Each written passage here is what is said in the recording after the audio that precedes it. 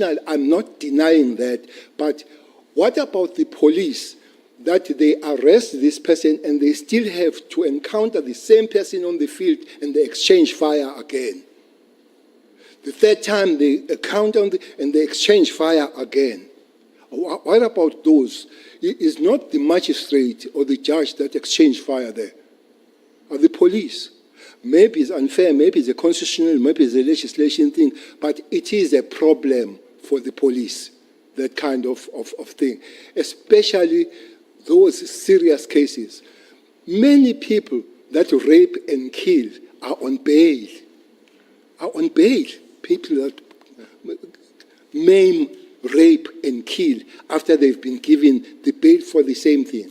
So I'm just making the point. I'm not talking about changing or right or wrong, but from the side of the police, that will be the problem. So what Mkhwanazi is saying is not the first time. Hence, it will be important that those things are investigated. But the other thing that would have been there are police officers, many of them, that have been arrested before Mkhwanazi made the statement, which then confirms the case that there are police that are corrupt. But there are prosecutors too.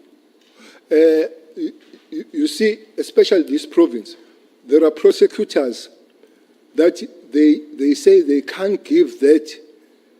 If you say enroll the case or you get the warrant of either arrest or what, they say, no, I'm not going to put my job on jeopardy.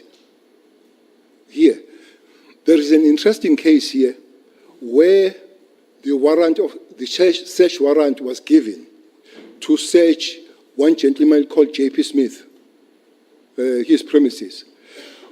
But the very same magistrate who gave that, when it was taken to court, he refused to give the evidence that indeed I did.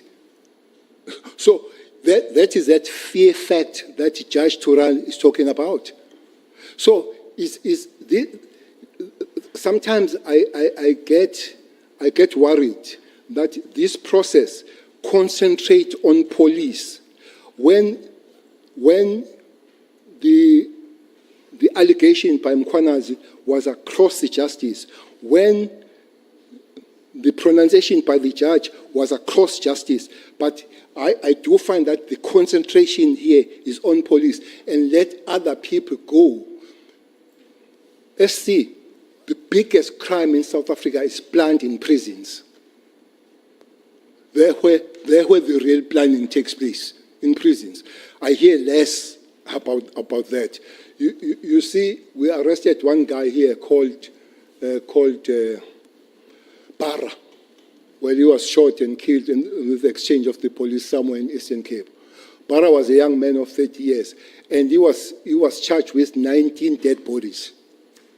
He was 30 years himself, was a teacher by profession here at Kailish. Was charged with 19 dead bodies. Were arrested, taken to Polsmo. He was found in Polsmo with 30 live ammunition, bullets, in prison. I'm sure it did not work with them there. I'm sure it's not other prisoners. It's somebody that brought those things. We were told he was waiting for the gun, which means he was going to use.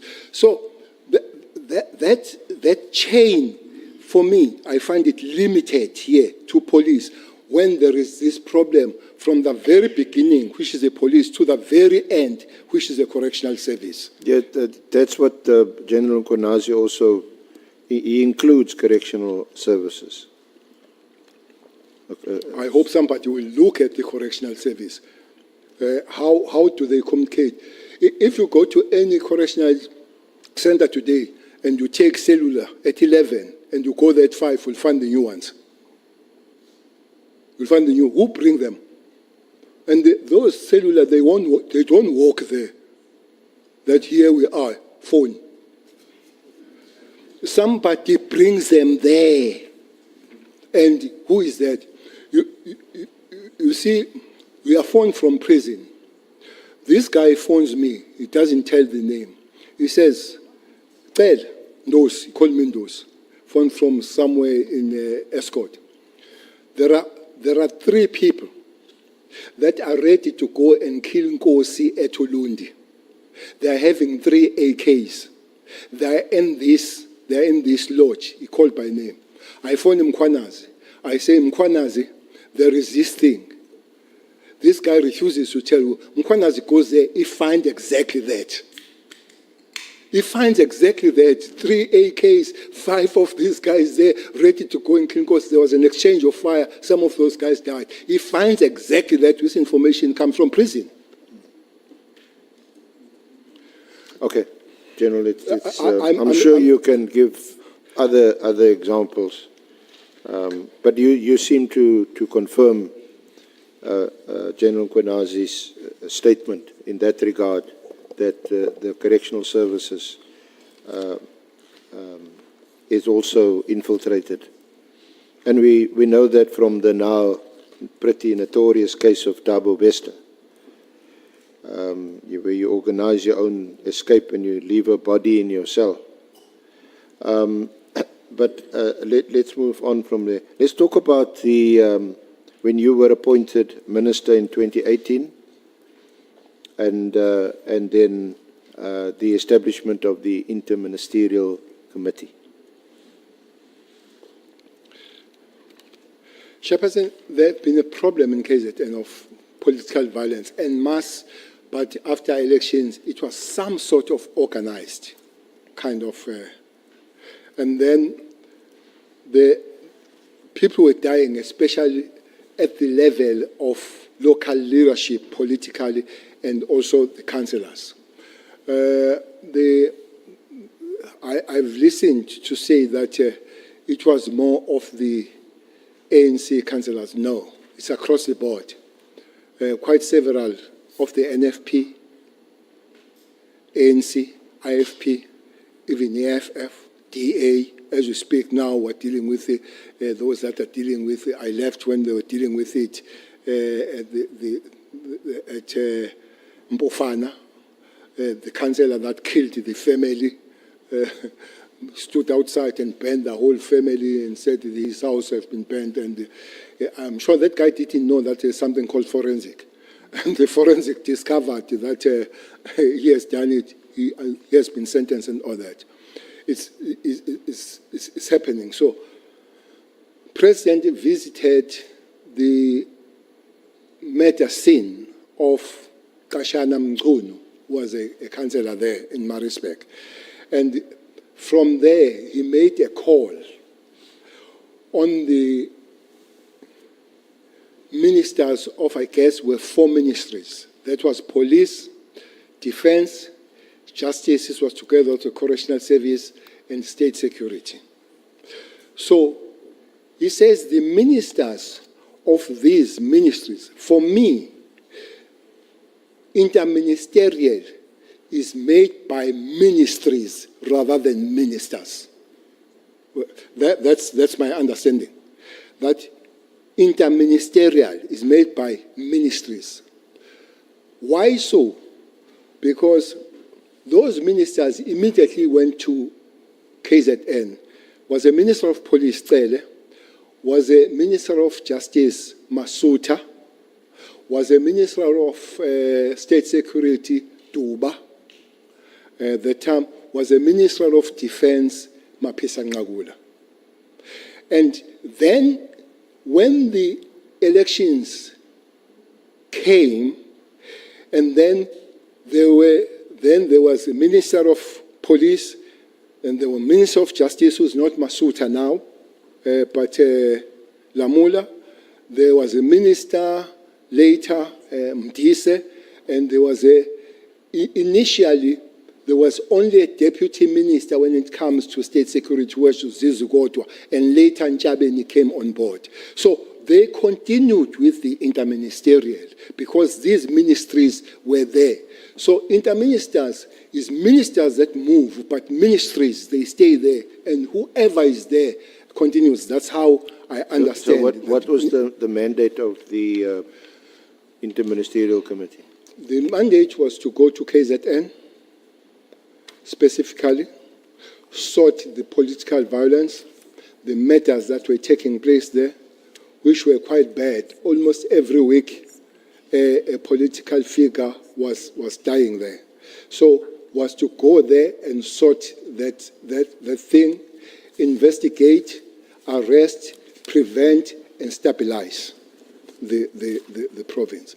So when we went there, there was a committee, or there was some sort of a team that was provincially working there, led by General Piliza, and then there will be Brigadier Makashalala, who is here in Western Cape now. There would be Chiga, who was a head of intelligence in KZN. We sat there as this interministerial. We were given the report. We all agreed, without taking it further, that there is a zero work on this death that is happening here. So we had then, according to the interministerial, try to start something better. So different ministers had to work on their departments. I remember that there was a big meeting of officials that was called. I can't remember, but Dr. Kulube was in defense, were there. I think the DG of Justice were there. The DG, National Commission, or Provincial Commission of Correctional Service were there. Those officials, they had to go and hash the plan and report to the interministerial. How are they going to do what the interministerial, under instruction of the president, had to do? So it was a multidisciplinary team that was going to be established. Indeed, from different departments. Exactly so, exactly so. But most prominently would have been the police and prosecutors, because prosecutors had to direct the investigations. But one department that is not mentioned now and again that played a prominent role was correctional service. Why correctional service? Because people arrested, they still gave direction from prisons who to eliminate and all that. The only cutoff was to take people to Kokstad, so which is a prison where you can't communicate with anybody. So the Minister of Correctional Service had to make the way and open that most of people that are arrested under this killing must be taken there. The other thing that was requested there, these cases were delaying, so was if we could get the special courts to deal with them so that they're gone through and then people are arrested and all that.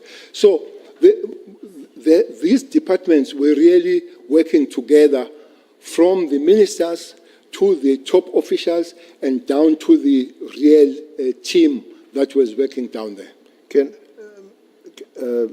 General, can I just refresh your memory? Can you go to Annexure BC2, which is on page 11? It's an annexure. Annexure BC2 on page 11. BC2. You got it? I'm going to tell you the man.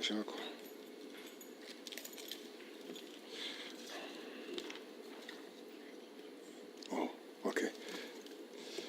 You see, those are described as speaker notes by the Minister of Police, Bheki Cele, political killings, and it is dated the 3rd of, is that August? 3rd of August, 2018. Do you want to go run through that? Because this would have been immediately or shortly after, no, not immediately, shortly after the establishment of the task team. So you'll see a number of very relevant aspects of the Interministerial Committee dealt with there, to refresh your memory. Yes, I do see. And as you read down that, the team comprises of 126 members led by Acting Provincial Commissioner Lieutenant Mkwanazi and Brigadier Ngwenya and Kumalo. the National Prosecuting Authority has also dedicated 16 experienced, seasoned prosecutors. So from there on, the team kicked in as an interministerial or a multidisciplinary approach. So others would follow, like courts, but this one immediately kicked in. And at the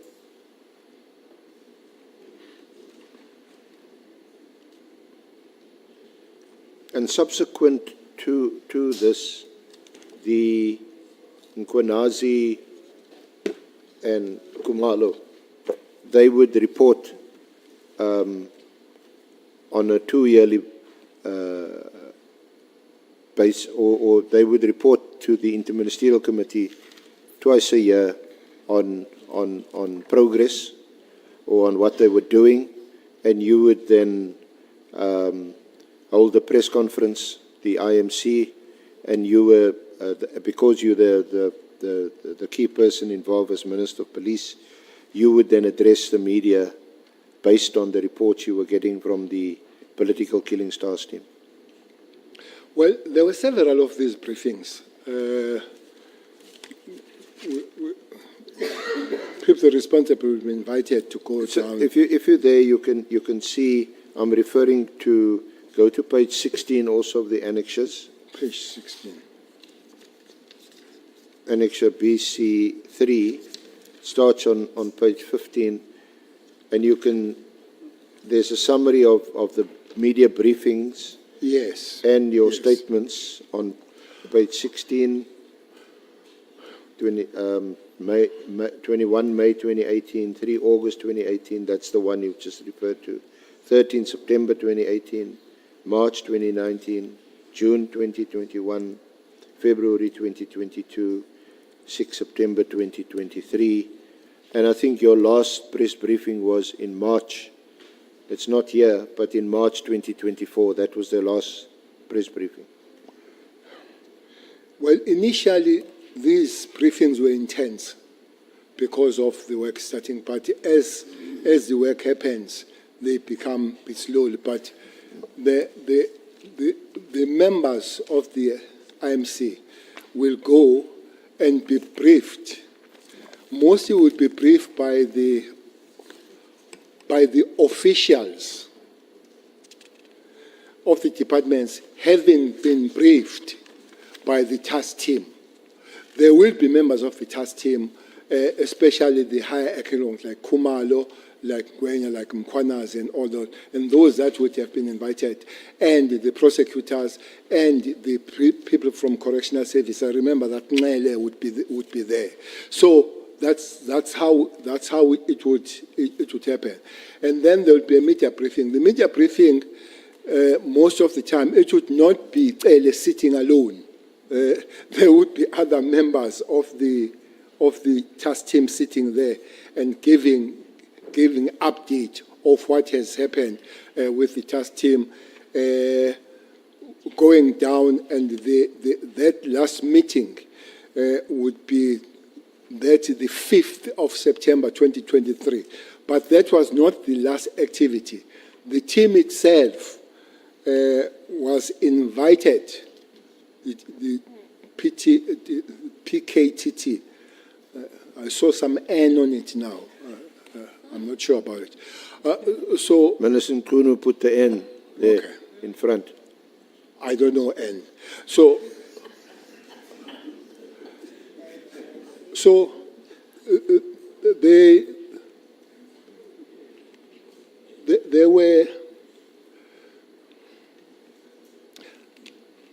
there were two things towards the end, towards the election, that this team was doing.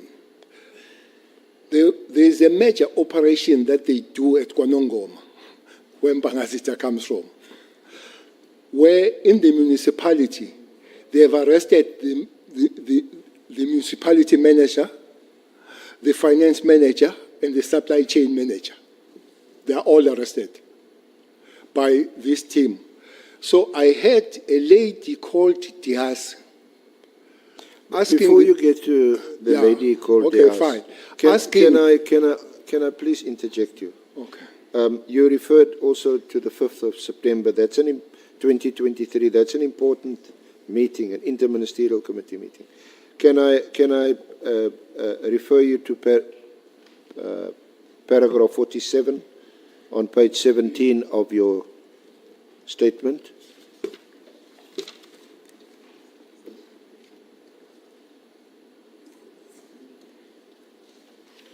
Right. But this is 17.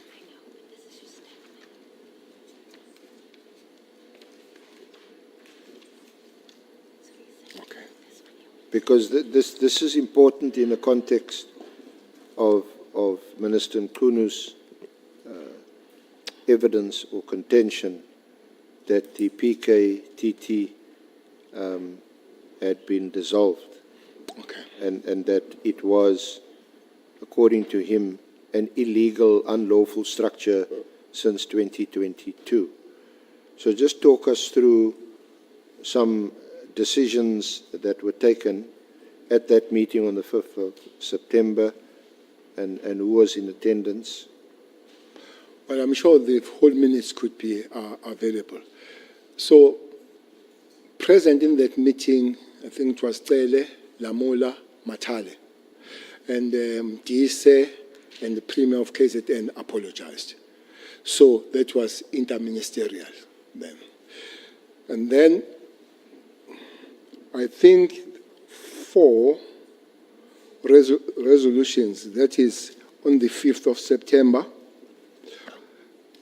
It was attended, it was Lamola, Matala. But if you go to resolutions, Yeah. 47.1, the first resolution was that Minister Lamola would engage the NPA on the matter of dedicated courts for political killings, which means there are activities of this committee that are still going on, have not been accomplished. One of them is this court issue. The second one is, the second resolution was the Minister Lamola was to deal with the issue of transfer of prisons to Kokstad prison. There was a problem there. They will be transferred, and unknowingly to the team and the investigating officer, and somebody will take them back to where they come from and continue with their activities. So the minister had to deal with this, that those that are taken to Kokstad, they stay in Kokstad. Fourth one was that, third one, resolution was the success of the PKTT would be communicated in the media briefing to be held on behalf of the IMC. The media briefing eventually took place on the 6th, 2023. Obvious. 4, the final resolution was that the PKTT could not dissolve and that it must continue. That is the 5th September 2023 decision taken by the interministerial. Okay. So, what is your response to Minister Mkunu saying that the PKTT was disestablished? By who? Already since 2022. Disestablished by who? Well, it's not quite clear what he's saying, who said so. I think we have asked him, I think honourable members of the committee asked him, and that it's an illegal structure. The president instructs the ministries. The ministers go there. The ministers call their relevant top officials of the department to bring all components together. They come together. The team is formed. The team starts the work, and will agree. Maybe you are not going on details of the success and all that. It continues up to the end of the 5th administration. Comes the 6th administration. It continues, and these interministerials, as these ministers, the new under the ministries, they are there, and it goes for election 2024. This is there. I don't remember anywhere as the chair and those that we're working with talking about dismantling this team at all. What I would also remember is that, I guess, if I'm not mistaken, on the 7th of March, 2024, the same team went to brief the president about the activities that they were doing in Fort Hare, since it was requested by the president to look at the matters of how it came about on that one. So this is now March 2024. We're going for election March, May. So this team is still active. I don't remember anywhere as a person that was almost involved at all in the understanding of activities. I don't remember the team being disbanded until I saw the letter that was written on the 21st December. The 31st of December. 31st of December, when we're drinking and dancing. Now, your view is captured at paragraph 49 on page 18. Paragraph 49. Yeah, on page 18 of your statement. Okay.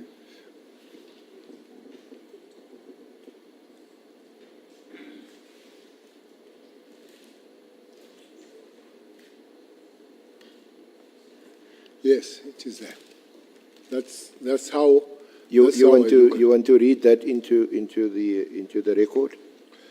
In my view, PKTT was established by the IMC under the leadership of the President, and therefore only the IMC could disestablish it. I have heard in these proceedings the submission that no IMC had been established under the 7th administration. I submit that this argument is incorrect. The IMC consists of ministries that form the multidisciplinary team, not the political incumbents, the ministers, who may change with each administration. The IMC, therefore, continued to exist even under the 7th administration. The Minister of Police, therefore, had to consult with the IMC that had established the PKTT before deciding to disband it. Any disestablishment of PKTT would also have to be done in consultation with the departments that form part of the steering committee of the IMC that had oversight over the PKTT. I can add to say there is also a JCPS cluster. If maybe it's not very clear with the existence, JCPS cluster, which Minister of Justice and Minister of Police are co-chairs. It could have been discussed there. Maybe if really it doesn't, it could have been, the clearance could have been sought from the President that there is this, what do I do, does it exist or not?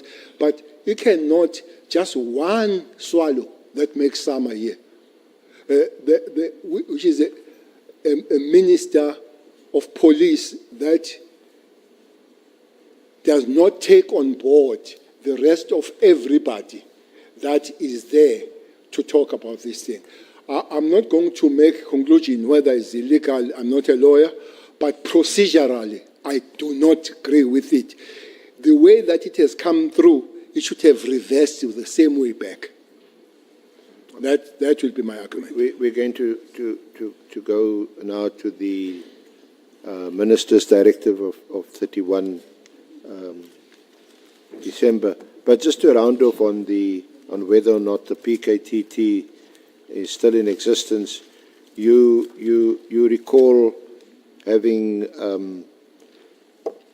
I'm not sure whether you call it a discussion or just out of interest, that you spoke recently with the Minister of Justice and Constitutional Development, and on her, as it were, job description, the PKTT was still one of the functions allocated to her as Minister of Justice and Constitutional Development. Well, as you minister, you join, I think your officials will take you through. And it starts with maybe the handover from your predecessor. The time is short. It took me 2 hours with my successor. So there is a lot of things. But then you go to the officials of the department, and then they'll tell you the duties. Hearing from Minister Kubai, it still does come through as one of her jobs to be part of the IMC on this one. That would be my latest information.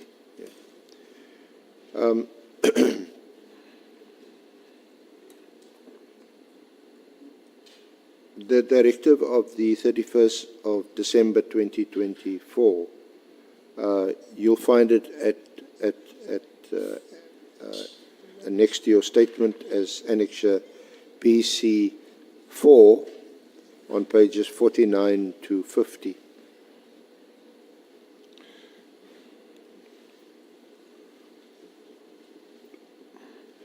Have you got it there, General? Yeah, I have it. Thanks. When did you first see or hear of or were told about this directive, and what was your reaction, your response? Chairperson, there is a funny chain here. I don't know how I got in the group of Marshall. I'm in that group. A WhatsApp group? This WhatsApp group. You be careful of these WhatsApps. I never write, but most of these things come from that Marshall thing. Who's all on that group? Marshall and his husband and her husband. Yeah. Morgan. So those are expensive, but there are other ones. I think it's Huela, and then there are people that they correspond with. There is hashtag Minister of Police. There is hashtag Adams, I think is a member of Parliament. There was a hashtag chair of Portfolio Committee. I don't know if he's still there, but he was also corresponding very closely with the Machel.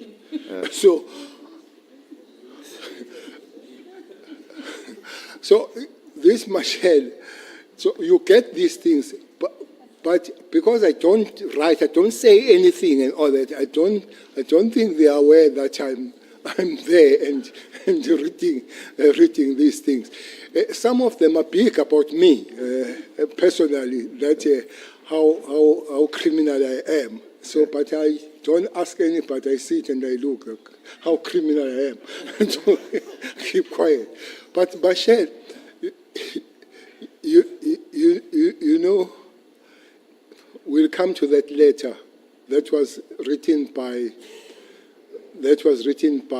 Meriti Haas, writing National Commissioner on the 22nd of January, asking him, why have you not implemented the instruction of the minister? This is Diaz writing National Commissioner.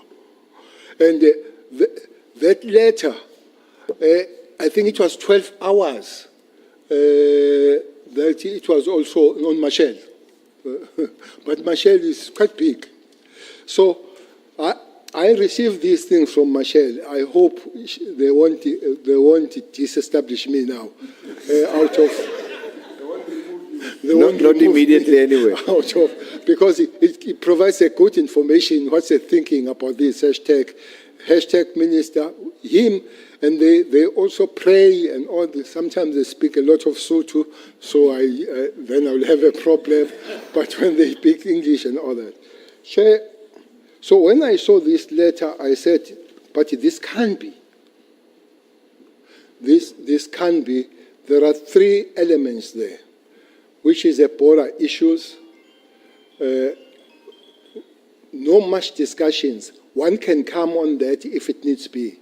There is a crime intelligence, which had no discussions much about it. One can come on that, which can be. The real one that has taken the center stage is a PKTT. So when I look at the letter, I said, but this can't be. The letter opens 3 political task giving. The first word is in 2019, which is wrong. In 2019, that is wrong. A directive was made to the National Commission of Police following Morano Commission. That is wrong. There is no direction made to the national. The direction was made to the interministerial that then invited other people. And it was not after Morane. It was after the president has made an announcement in Maritzburg. Later he came to Parliament, but earlier has made that standing on a white hippo, saying these ministries must go there. So this Morane can't be correct. Then they say it's flowing from there. The interministerial task force be established, and it's not the force, it's the interministerial committee. The key mandate was correct: stop, investigate, resolve unresolved matters, which is a stabilization of the situation. That one is correct. My observation in this regard, which should not be the individual observation, it should be the observation of the committee, I guess. Is that further existence of this team is no longer required, nor is it adding any value of policing in South Africa. I therefore direct that the political task team be disestablished immediately. Further, that a preliminary report in this regard be submitted to the minister by the 20th. Observing it, if it were me, I would have said, give me the report on the 20th of this task team. And armed with the report, then I would know what decision I'm taking. But to dismantle, and want the report, what is the report for now? Because the decision is taken. But it goes on to say, this is 20th of January. The final and closing report must be submitted to the Ministry Management Executive Committee meeting in January 2025, the date of which will be communicated as soon as possible. It does look like there is an issue with this January. Well, the letter is written few hours before January. Yes, it's December, but it's 5. We are just to come to January. The letter is written, and then give report 20th January. I don't know if the letter did come, the report, but 22nd of January, Mary Diaz writes the letter to the National Commissioner, and Moses, asking him, Sorry. Have you done General, what... Sorry, Honourable Chair, can I just point out to honourable members that there is a small... Sorry, there's a little bundle with 2 documents attached. The Mary Diaz letter of 22 January 2025, page 1 to 2, and then there's an article on political killings, political interference, which is written by a Christine, but quotes extensively Professor De Haas. Have you got that, General? That's the letter you're referring to. Yes, I do have that letter. I do have that letter. National Commission Staff Lieutenant General Masimula pre-email good. That is 22nd January 2025. The headline says, your failure to follow ministerial instruction and disband the political killing team is impacting negatively on the crucial policing work in KwaZulu-Natal. So that is a letter which I think paragraph 3 says, according to a report I have just received, I don't know you received this report from who, Mary Diaz, from concerned police or from concerned members, detectives in KZN cannot take exhibits to Pretoria laboratory because there are no funds to travel, the funds allegedly having been diverted to the political killing team, leaving crucial evidence, e.g. drugs, firearm, DNA, and cell phones in the province contaminated. 4, in other words, if these allegations are true, the Provincial Commission KZN is complicit in ignoring instructions given by the Minister and obstructing regular policing activities in KwaZulu-Natal. Please investigate and report to the Minister and Parliament immediately. Immediately.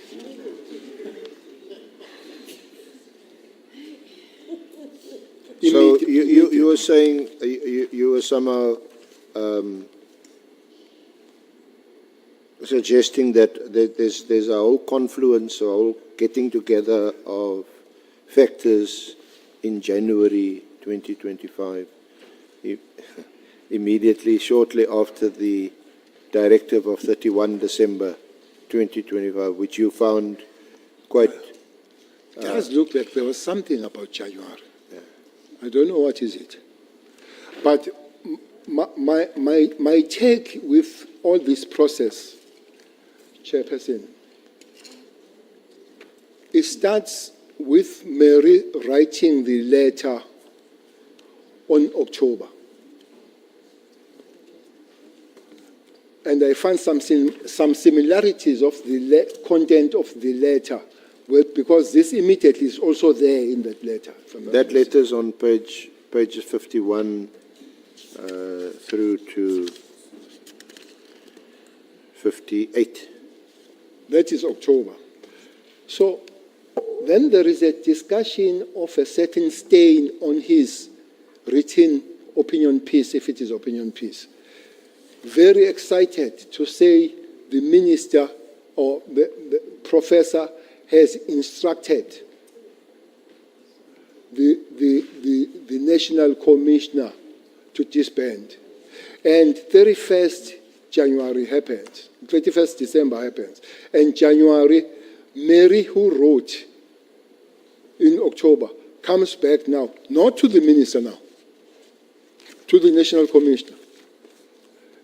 The report must come on the 20th. Mary is very close to understanding whether the report has come on the 20th. But 22nd, we are bad. She's asking if that has been done. So it's my take, my genesis of my problem with this is Mary having played quite a big role. I must admit, the Kwana's allegation at the later stage of cartels and all that, I don't understand that much until I hear from Kwanas and what is happening. But my take is that I've seen Mary driving this process of disestablishment of this. I don't know what is her interest. Maybe it does link with the later one. I don't know. So people can check. But also, I find that January has something to do with the disestablishment. That's my take on this process, essay. Yeah, but we also see that in a subsequent letter,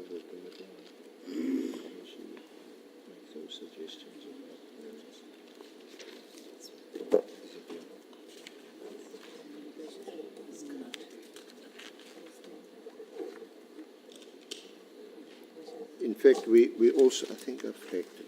Excuse me, Minister.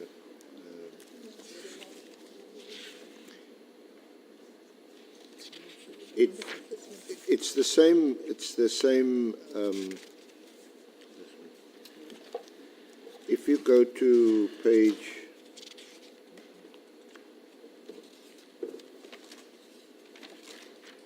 60, go to BC 7, General.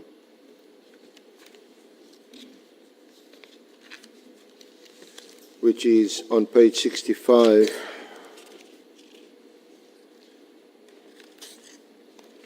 Page 65. To 70. Right, yes. Yeah.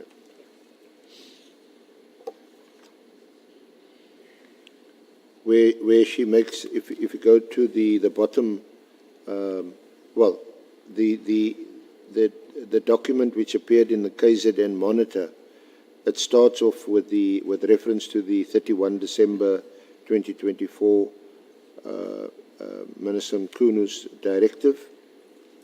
And then she says, a few lines in, it seems though that the ministerial instructions are not being followed, as certain apparently specifically selected members have not been redeployed to the units from which they were seconded, and that at least one new case has been opened by one of these members. Information has been forwarded to the Minister's office. So it seems as if she's privy to information that's been forwarded to the Minister's office. Then Yes, well, in the last paragraph, she said there was no good reason for establishing this team in the first place. You see that? And then on page 66, the second paragraph, contrary to constitutional principles of transparency and accountability in government, questions about the structure and command of the team have never been answered. Would you agree with that statement? which one is that, Jesse? So, Which statement is that? at page 66, the second paragraph, the first few lines, where she says that questions about the structure and command of the team have never been answered. Yes, I do And then see she refers to you. She says, when soon after it started operating, questions were posed to team members about who was in charge. The response was that it was then Minister Cele. When the Police Portfolio Committee was asked about it, the late Jumat Peterson claimed not to know about what was happening. However, she agreed that the minister should not be operational. Despite ongoing complaints, no interventions to remedy matters followed. When the team was initially established, a detective was in charge, but even at that stage, members were coming and going. When the detective retired, then Brigadier Khumalo was put in charge by Cele.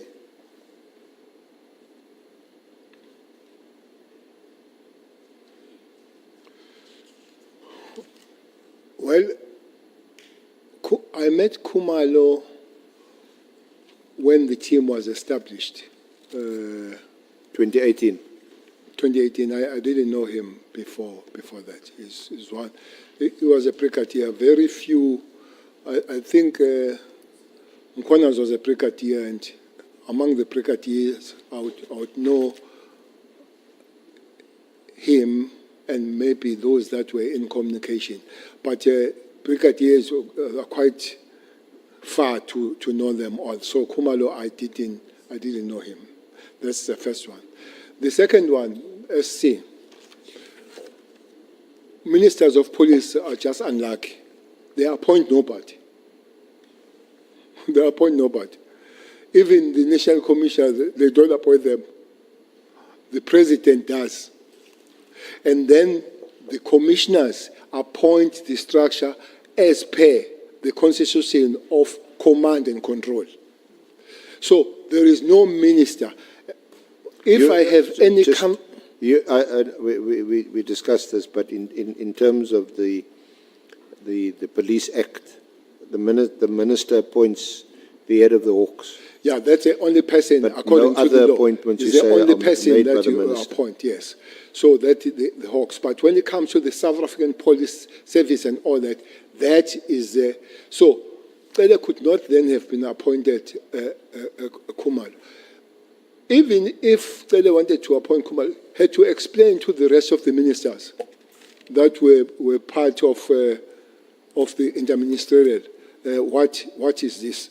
So the issue of Khumalo, knowing him, whether it's investigator, whether it's in crime situation or crime intelligence, really I wouldn't know. This is a researcher talking. So she can't just research that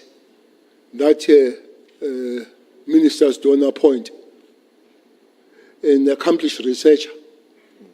She can't research that and know that ministers don't appoint when it comes to police. So the Chairperson, there is even the issue of DTGs. I explained who Lieutenant Generals are. They are DTGs. In government, DTGs are appointed by cabinet. So DTGs, you motivate, you interview, and you submit to cabinet, and the cabinet agrees or disagrees, but not with the police. The commissioner announces in the morning that you are now Lieutenant Colonel, so you are Lieutenant General. And I think when I was a national commissioner and became the minister, I raised it to say I find it far-reaching that a single person can appoint a DTG. DTG is very senior. So if he's appointed by you alone, really he will save his job by respecting you and not doing his job. I think it's even unfair to the DTGs to be appointed in that simplest way and all that kind of thing. Maybe it is on that score that my predecessor, Sambalula, came with the regulations that commissioner can appoint at the level from Major General in concurrence with the ministers. So that came because there would be many generals around here that you don't know when they came about and all that. But this concurrence does not then stop the commissioner, which is his constitutional and legislative prerogative to continue and do it. So, Cele coming to appointing Khumalo when he can't even appoint Masimula, a researcher must know that, especially if it is an accomplished She claims researcher. that you appointed Khumalo also as the head of SAP's crime intelligence in 2022. And she questions how he could be the head of intelligence, crime intelligence, and also the head of the task team. As I've said, that maybe that could be answered by a person who appoints those people, which happens to be a national commissioner. Okay. Now, what is also, because I suppose at this stage you can only suspect that Professor De Haas has some or other role to play in the ministerial directive of 31 December. But what is also quite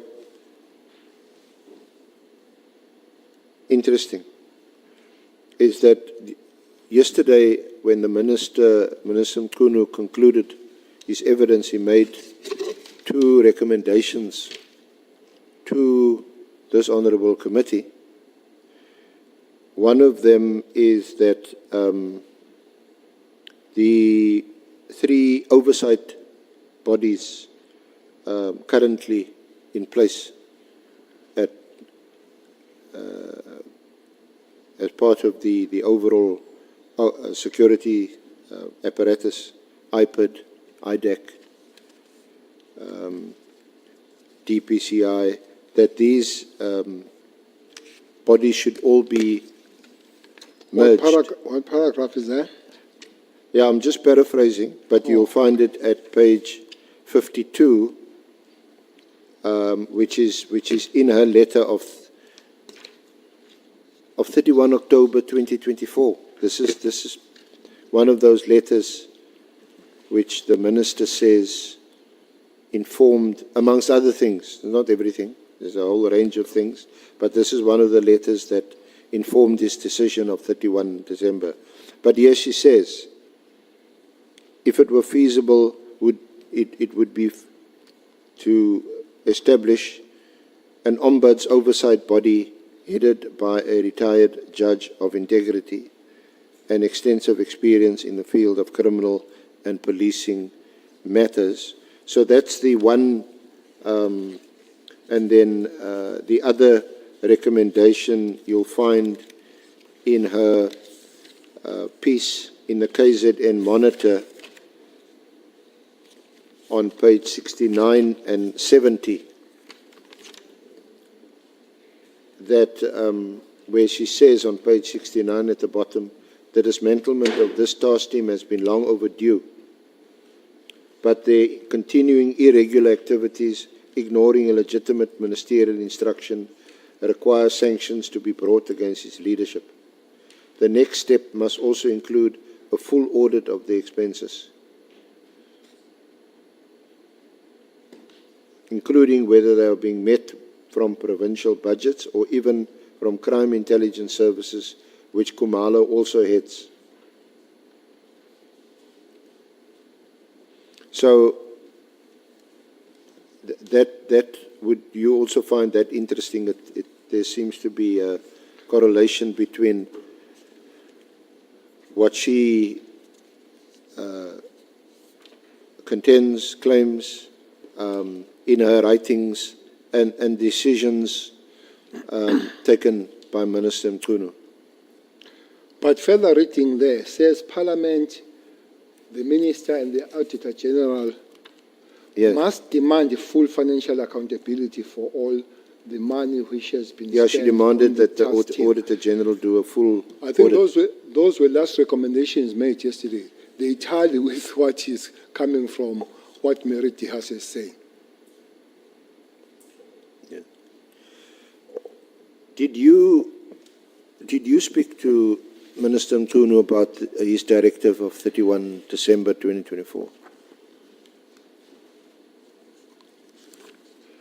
Well, I had a comfort of handing over to Minister Mchunu. I think we spent about 2 hours at Bheki Cele.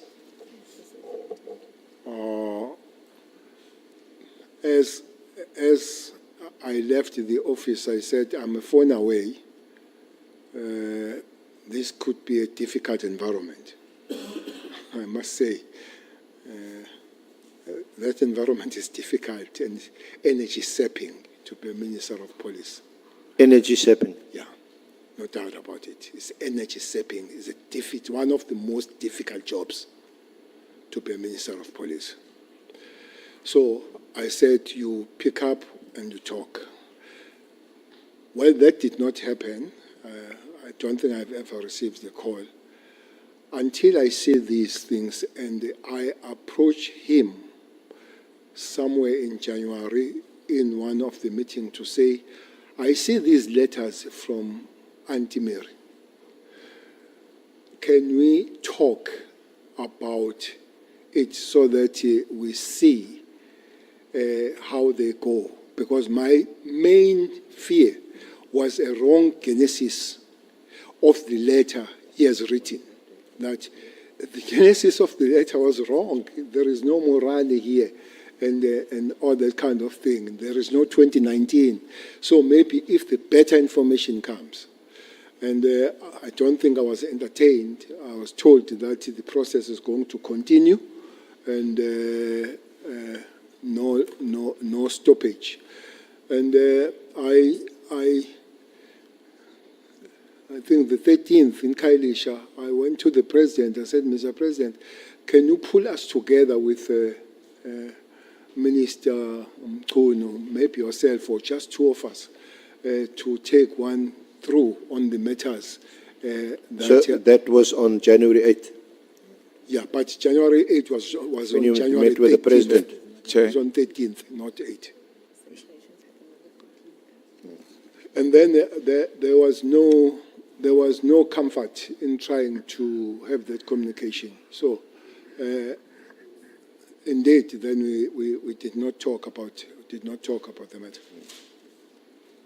Okay, Senior Counsel, may we afford Honorable Malema a chance?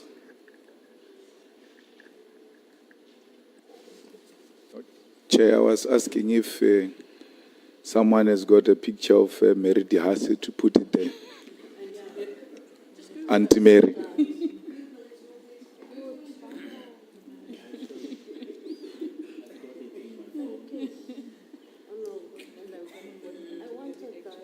Mbangazita, do you want to respond?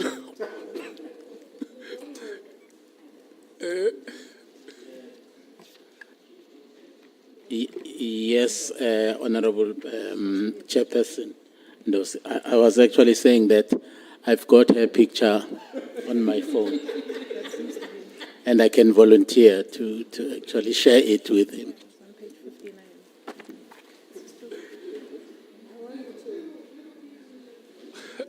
No, the indication I Page get is 59, that page 59. the honourable member will assist the legal team to have the picture. After break, we will have it. Thank you so much. It's not for me. I'm saying you must flight her there so the society can see this person. And Honorable Bredenbach says Google. She assumes every South African has got Google, access to Google and data. No, SC, May I continue? Sorry. when we break, Mbangazita will help you to get that picture and before when we resume the proceedings after break, we will flight it there. It is in the pack, Honourable Chair. It's in the pack. Page 59. Yeah, but the statement which is being made is that this parliament is for the people of South Africa. It's not for us who are sitting here. May I continue, Honourable Chair? Sorry, Minister. So you met with the minister that sometime in January also? Yes, we're in the same meeting, but And January the 8th, you also raised this with the president. Just tell us a bit more about your discussions with the president, or was it even a discussion? no, absolutely not a discussion, because we're just busy. I said, Mr. President, can you help? I need to speak to the minister about the political task team. If you could organize the meeting, the three of us or him and me, because I've tried, I failed. So that was the end. But I never discussed anything with the president on that matter. It was a request if the meeting could be facilitated. Now clearly, when you heard or saw the directive, you were not in favour, or put another way, you were opposed to the disestablishment of the task team. Two main things that would have made me opposed to it. The procedures of it, how it came about, for me it had to reverse that way. That's the first one. The second one, Chair, the letter says there's no value and has achieved nothing. Yeah. Maybe that's not the letter per se, but it's in the contents of Mary that has achieved nothing. He even accused that it was not supposed to be there. He should have taken president to court for it not to be there. But that it has no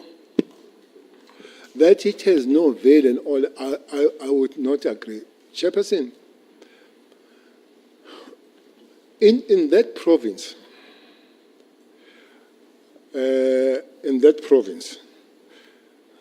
Pangasita would know. I'm not going to talk about him and me.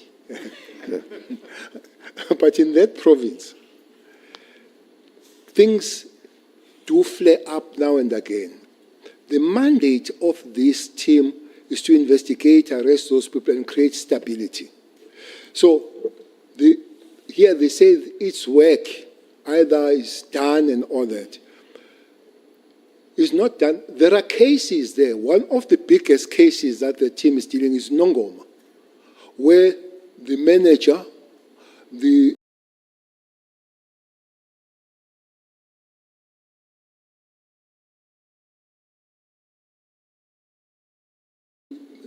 finance CFO and the supply chain, they are arrested.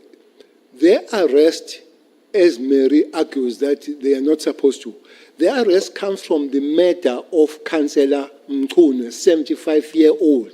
I don't know what's wrong with Councillor Mkhunu because President announced on Councillor Mkhunu. So there's a 75-year-old Councillor Mkhunu that was killed at Nongoma of the NFP. And then when the investigation was done, it was found that the man was paid through the structures of municipality to Ingabi, to the hitman. That's why they are arrested. So that case is still under investigation. Those people are going to go in court. If you disband with immediate, what happens to those cases and all that kind of thing? And the further investigation. Secondly, this team must create stability. Chairperson, through you to this, half of eThekwini councillors are guarded. Those that come from eThekwini would know, are given protection because they fear to be killed.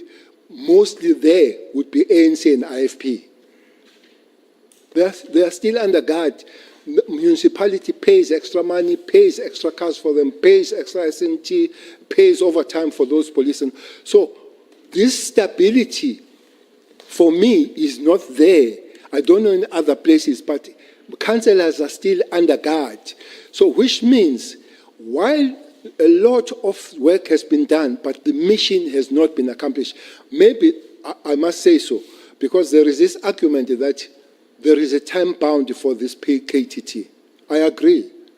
But task teams and operations are based on two things, on timeline and the accomplishment of the mission. It's not because it's a timeline, so we say 6 months, and 5.5 down the line, people, they shoot each other. They said, yeah, guys, we said we stay 6, we are going. No. If the accomplishment of the mission comes early, yes, we can even go earlier. But if it doesn't, those that have authority to extend, which I guess the National Commission would do, it will be so. For me, it can't be measured with the situation that is one councillor. To me, it's a very costly measure to say, because one councillor has just been killed of late, it can go. It is. There should be stability to say, we are sure now that everybody that is causing trouble we have dealt with. Kwanongoma, there was a time when all councillors of all organizations were sleeping at Richards Bay. When the night falls, they get in a bus or taxi, they go, it's 116 kilometers away. They go and sleep there. What stabilized them to come back? There are two things. Those people who were arrested. So there's stability to Nongoma. But is that stability all over the province? No. It's not all over the province. As I'm saying, that people are guarded at eThekwini and at a big expense, the councillors. 2 months ago, when I passed at Kwamash Hostel, the councillor there, Gwala, was escorted by the police, people chasing him literally. He's an IFP councillor chased by IFP people. So don't tell me that there is a stability that you can come. So when all those people are removed for me, then that will be established. Then the mission will be accomplished. What happens if you withdraw them and then there's a flare up again? You go and constitute them and all that kind of. So I don't agree with having no value and mission having been accomplished. So,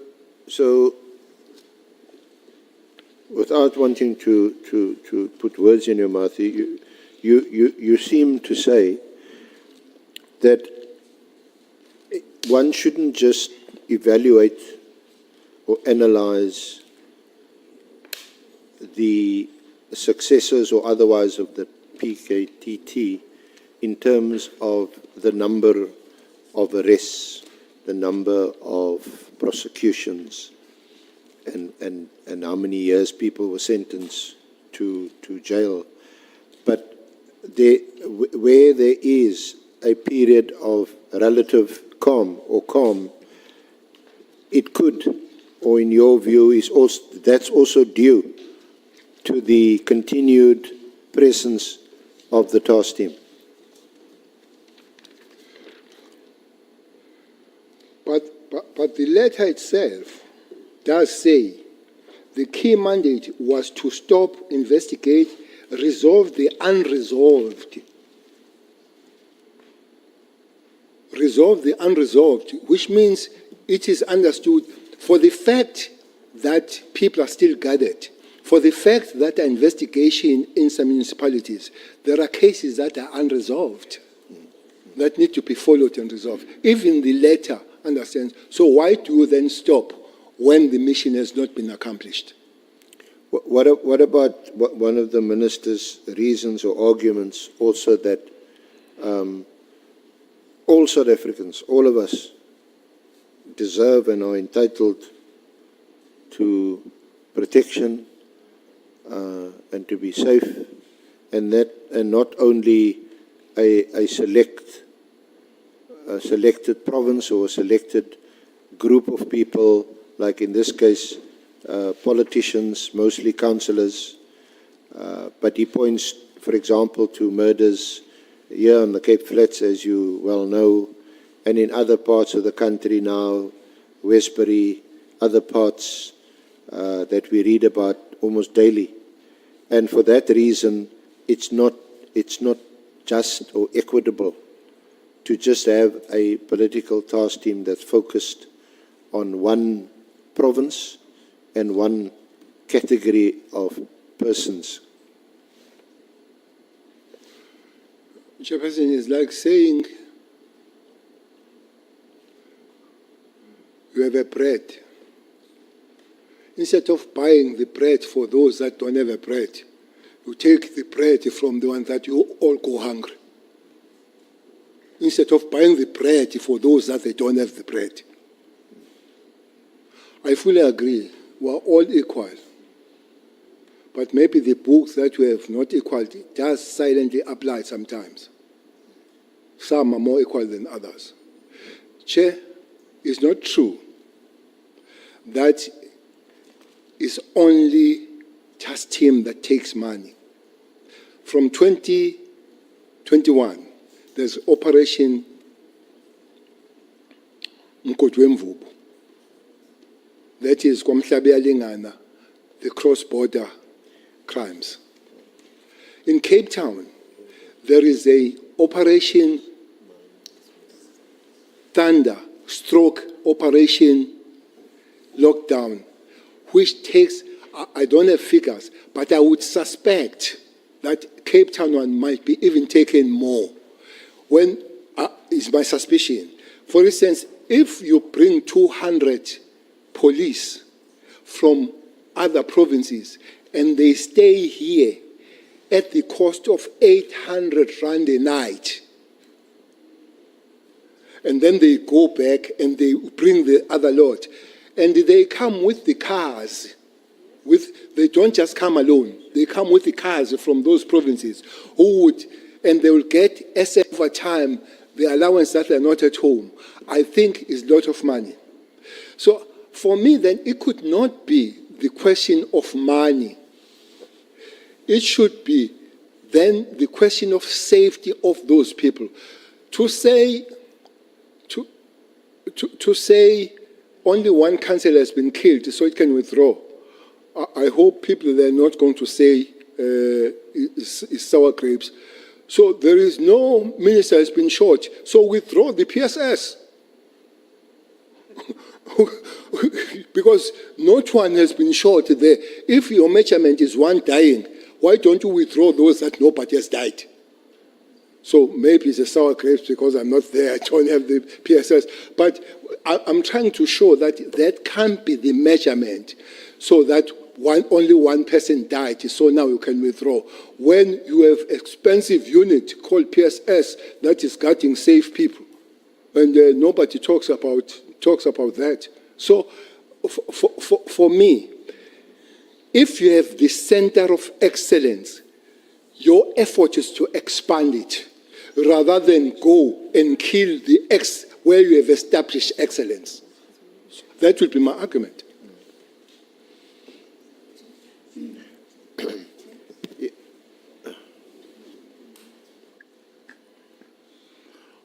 Honorable Sangwe. Much, Chairperson. No, I just need clarity on this example that Minister Mkhunu is making. So he's saying because no minister has been shot, we should withdraw VIP protection for ministers. Is that the example that you are making, Minister?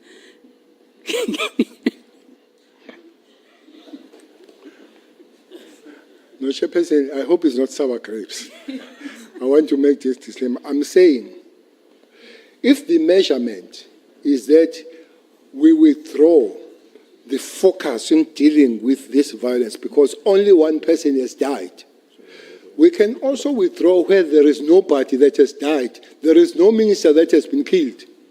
So withdraw from those that are not dying and leave a little bit for those that are still dying. That's what I'm saying. It's hypothetical, but that's what I'm saying.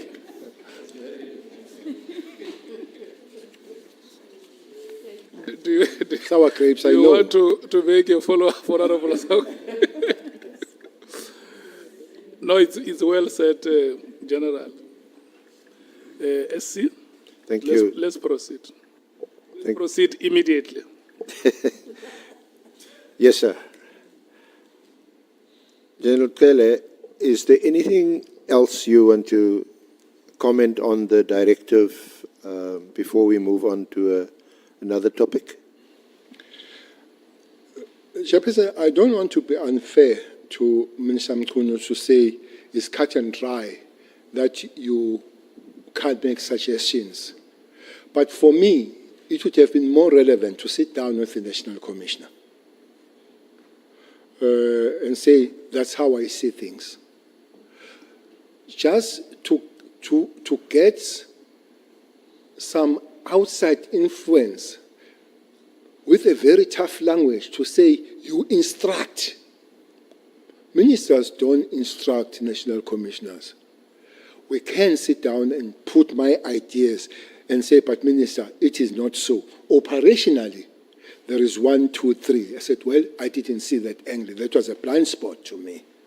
But 1, 2, 3, that's how I see. So I think, Chairperson, they are quite, let's take this PT without N. So let's take it and you say how it came about, but further discussions. So we go to the funeral at Kwamhlabeyalingana of Judah, who was killed there, on a very, very angry funeral. They say, you go and fix this thing. So is the people there, sitting there. And the Minister of Police, they say, we are not going to talk here. Finally, they say, talk and talk what we are going to understand. Tell us how we're going to fix this thing. Minister of Police did not go and open Operation Mkotwemvubu. He went to the National Commissioner and said, we have a problem there. How can we deal with those matters? National Commissioner has a right to say, this is my way. So he needs to operationalize it. But I can't come and say, General Kumalo, as I see now, we go with. Even the commissioner, that maybe our relationship of working was not all not that warm, generally told. When the Senzo matter was done, it was General Stoll who came with the idea and the people of the cold cases. It was not minister. So for me, it does need a better work. You don't have to be friends with the National Commission. You don't have to be friends. But it does need, otherwise you end up being unconstitutional, breaking the legislation and all that kind of thing. So for me, that would help next time, that all ministers and national commissioners don't be friends, or don't be friends, drink together and all that. But remember, we are here to work together. For me, that would help. Just good old-fashioned consultation, conversation, discussion, interaction to find a solution to a problem. And the legislative space and constitutional space. To be respected. Yeah, to be respected. That maybe will come, because there was a discussion here of the devolution of powers. I thought for some reason the committee put the provincial commissioner on a political arena. For me, that was a hell of a political arena for the provincial commissioner. The constitution is very clear, says the police will investigate, combat, uphold, and enforce the law. The constitution doesn't come close of rearrangement of the constitution by the officers. I think the national commissioner there was put in a wrong arena. Unfortunately, the arena that he was put on is an ideology of some political parties. So I could see pushing him to push their ideology. I really sympathize with him. Just briefly, what was your relationship with General Satole initially when he was the National Commissioner, and then subsequently General Masemola, who is the current Commissioner? General Satole, we were really working, but I don't think we were warm. General Stoll was appointed a month before the election of the ANC National Conference. So there was this thing of appointing a month before this happened. Mdluli was appointed a month before the National Commission comes in. Stoll was appointed a month before we're going for elections, which you know that will be there for a year, but you appoint a person for next 5 years. So maybe there was that. But as we came, there was a big issue of Stoll of illegally purchasing of a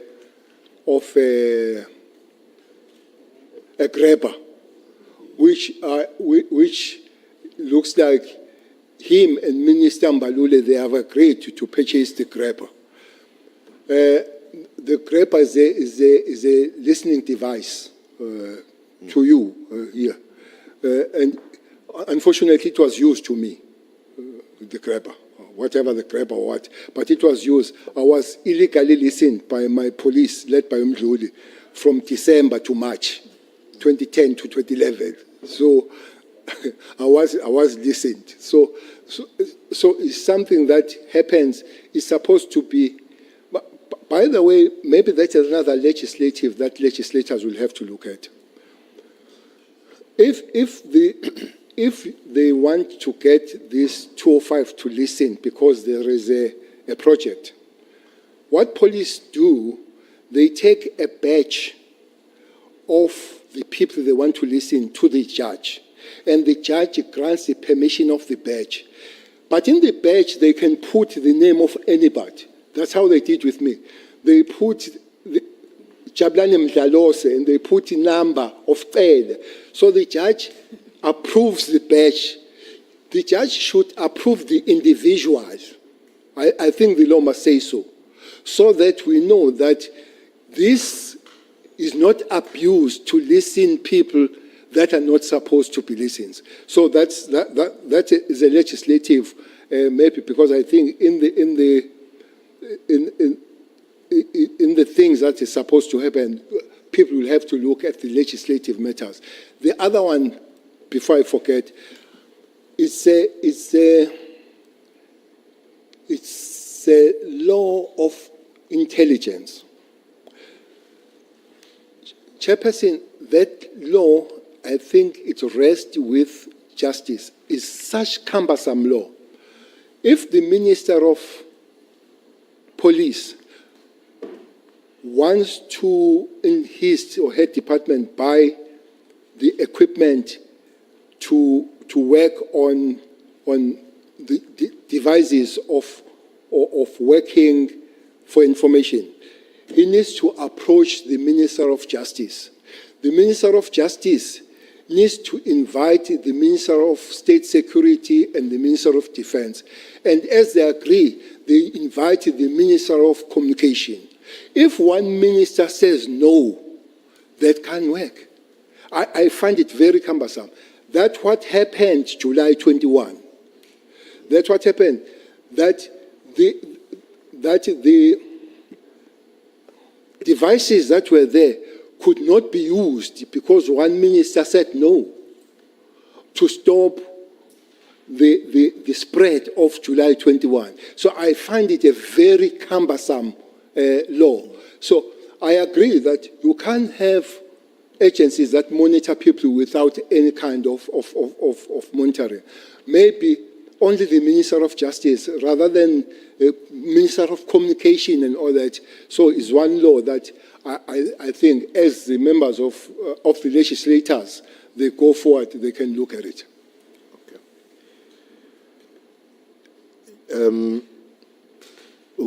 How was General Masemola appointed? And did you have any role to play or hand in his appointment? Well, appointing the national commissioners is a prerogative of the president, but I think something happened with Masemola. President put some panel to appoint Masemola. And if I'm not mistaken, 4 generals were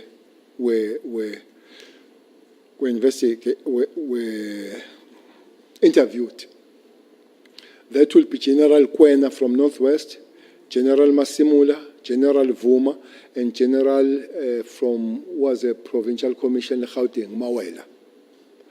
So that panel was chaired by Professor Mafumadi, Sydney, and then was Minister of Police on it, Cele. There was Minister of Education, Motsecha. There was DG from Finance. There was DG from Presidents. And there was a former National Commissioner of the South African Police, 5 us. That is a panel that interviewed and they made the recommendation to the President about the employment of Masemola. Okay.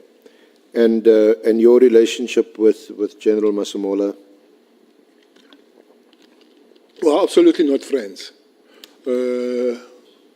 I don't even know whether he drinks or he doesn't. I don't drink alcohol.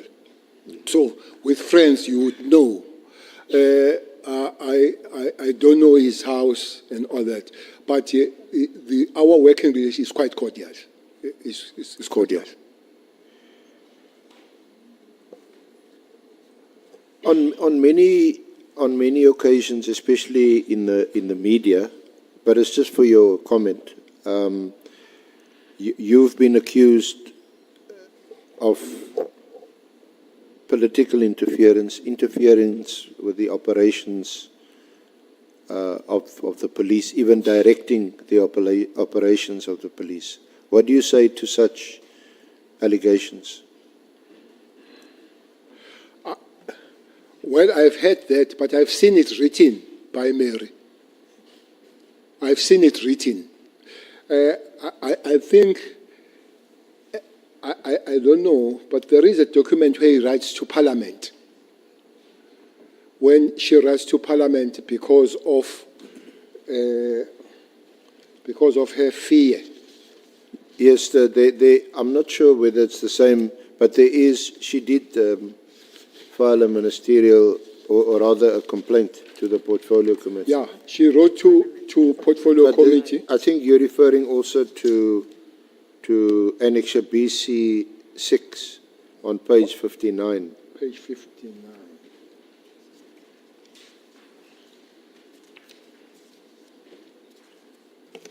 There's a handsome couple on that page. There is a picture of You and Bheki Mr. Cele and Mary Diaz there. Eyeball to eyeball.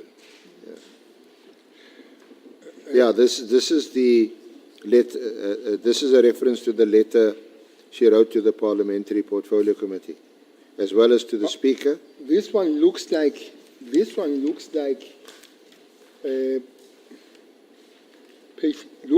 is an article Yeah, but it references based the complaint to written the... by Stein based on the submission made by Mary to Parliament. Yes. About, she tells Parliament that Cele is also known to have dangerous friends, including in the taxi mafia industry in KZN, which is the main home of hitmen.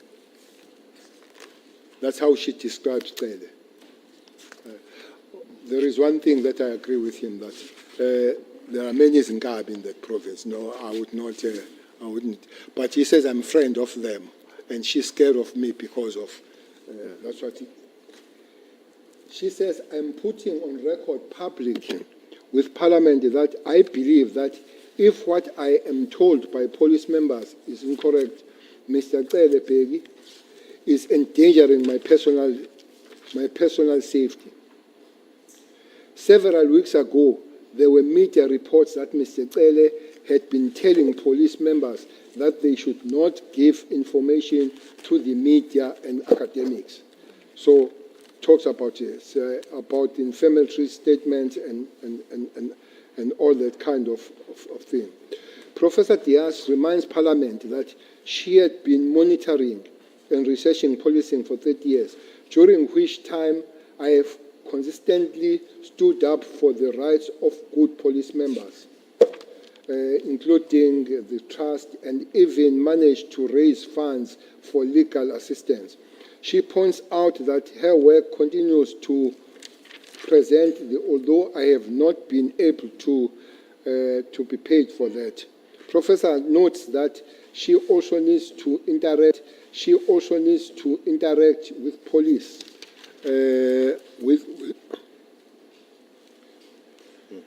This is written about Cele. By the way, he has issue with Cele in Khumalo, so she also writes a lot about Khumalo. She adds that reports on the police brutality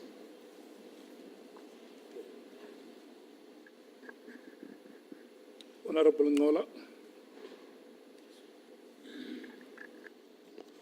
Thank you, Chair. Chair, I think General Cele must either confirm or deny the allegation that he has got dangerous friends, so that we're able to beef up our security as well. Thank you.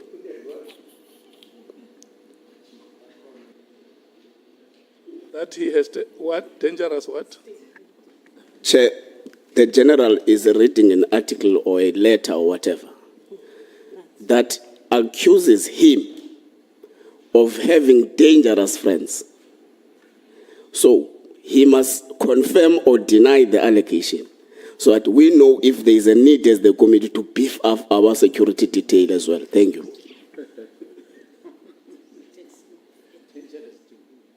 Did you hear that, General? Well, Chairperson, it's direct to say I have dangerous friends in taxi mafia. So I don't have taxis. So I don't know what would put me in the taxi mafias and taxi industry if I don't have taxis. So those dangerous friends maybe are known by. So General, in summary, at the bottom of page 61, she says, as for the police minister's attitude towards her, she writes, it seems that Minister Cele takes exception to my exposing the fact that his conduct is unconstitutional and illegal.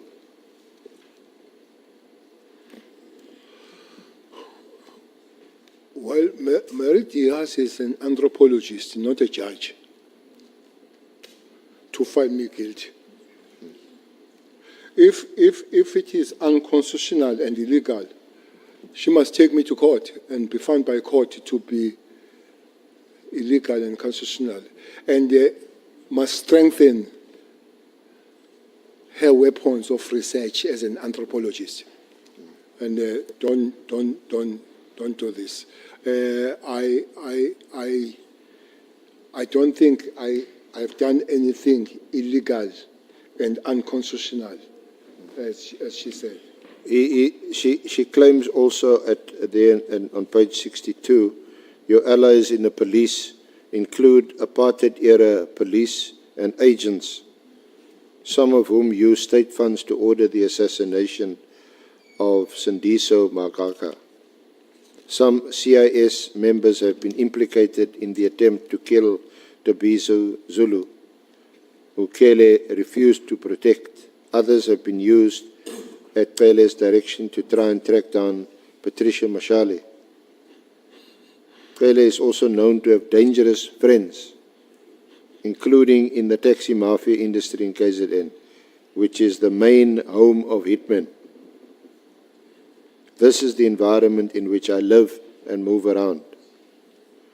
So she says she's putting all this on record to Parliament and to the public, as I want Minister Cele held accountable for further endangering his life by his reported inflammatory utterances. This was to the Portfolio Committee. Just your comment.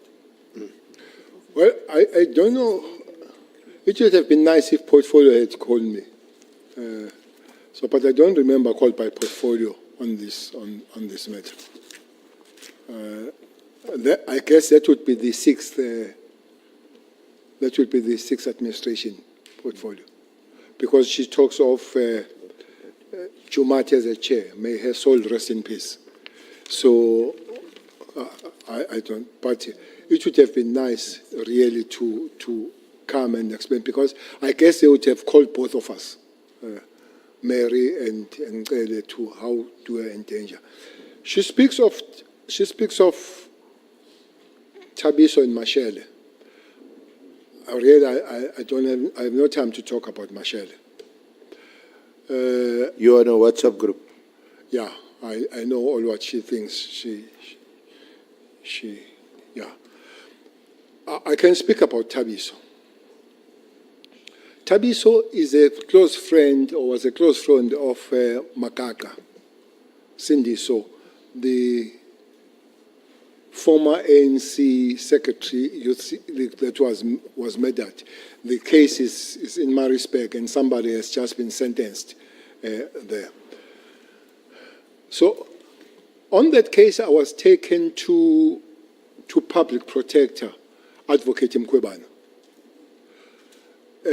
for refusing to protect Tabiso. Tabiso was a witness.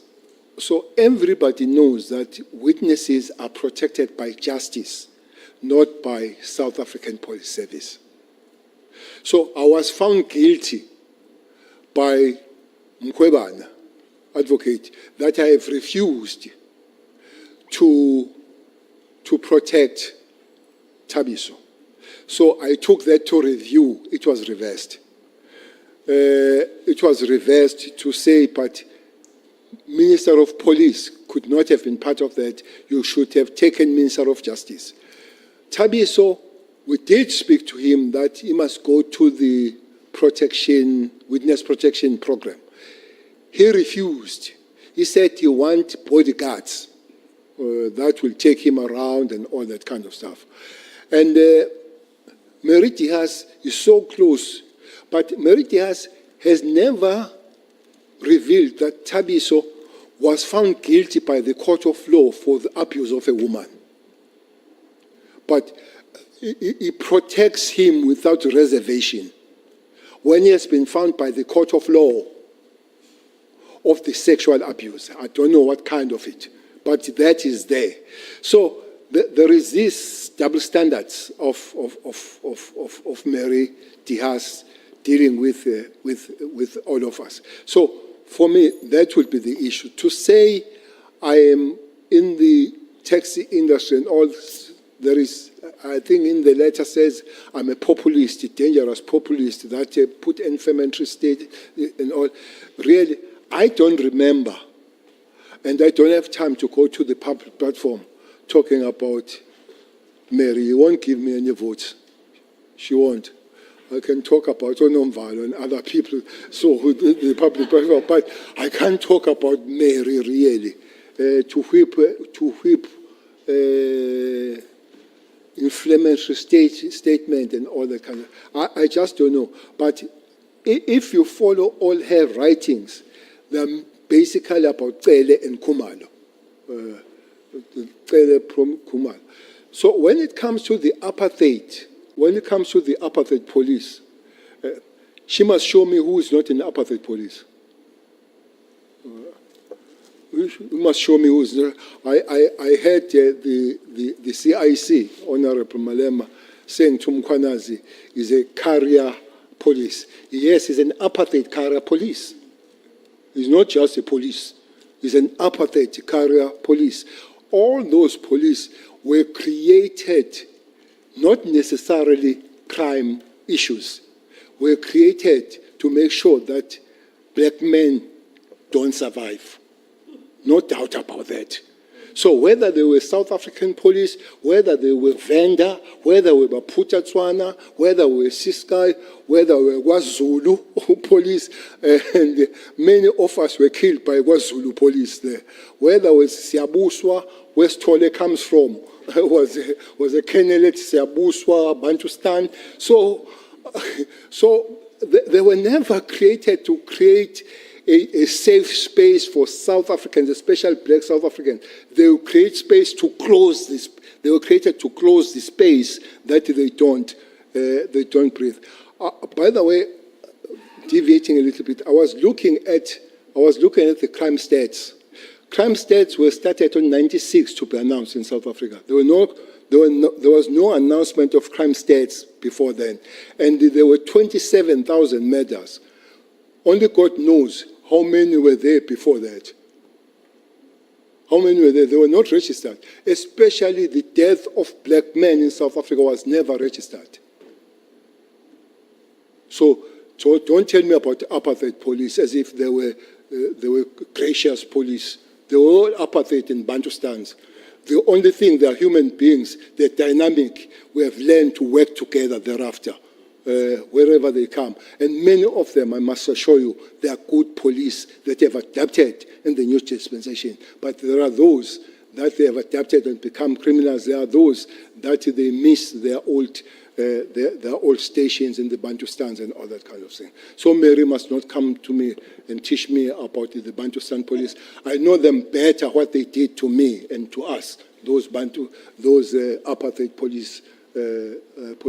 And I used to report to her, Mary, when I was abused, yes, and the professor, together with Professor Zulu, monitoring in university. I don't know what happened to him to find me in Kabi now.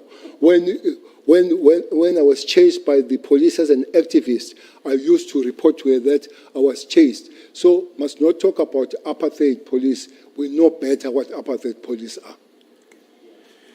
Okay. So if we can just move on to another topic, General.